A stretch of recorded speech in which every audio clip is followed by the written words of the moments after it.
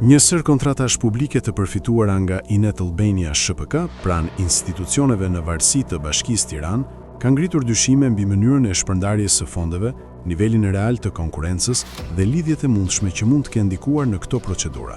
Sipas të dhënave zyrtare të prokurimeve, kompania ka fituar disa tendera të fokusuar në sisteme digjitale, platforma menaxhimi dhe shërbime teknologjike për strukturat bashkiake dhe ndërmarrjet varëse. Informacionet e publikuara nga Open Procurement Albania tregojnë se Inet Albania është shpallur fituese në 4 procedura, me një fond limit të përgjithshëm prej rreth 84.7 milion lekësh pa TVSH. Kontratat lidhen kryesisht me digitalizimin e parkimeve publike dhe ndërtimin e platformave për mbledhjen dhe analizimin e të dhënave. Mes tyre përfshihen projekte për menaxhimin e abonimeve dhe shërbimit rezident, metoda alternative pagesash, si dhe sisteme analitike për institucionet vendore.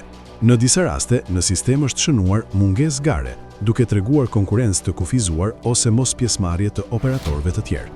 Nga verifikimet në regjistrat publik, rezulton se kompania nuk ka fitime të rëndësishme tenderash jashtë Bashkisë së Tiranës, çka tregon se pothuajse i gjithë aktiviteti i saj publik lidhet me këtë institucion.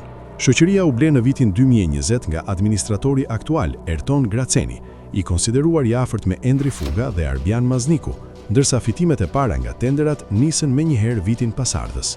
Hetimi ngre disa pyetje thelbësore. Pse mungoi konkurenca, pse kontratat u përqendruan te një operator i vetëm dhe pse dokumentacioni i tenderave nuk pasqyron qartë numrin e pjesëmarrësve apo arsyet e skualifikimeve. Po ashtu, ofertat fituese rezultojnë shumë pranë fondit limit. Përballë këtyre pikpyetjeve, kompania, administratori dhe përfaqësuesit e bashkisë pritet të japin shpjegime për transparencën dhe rregullsinë e procedurave.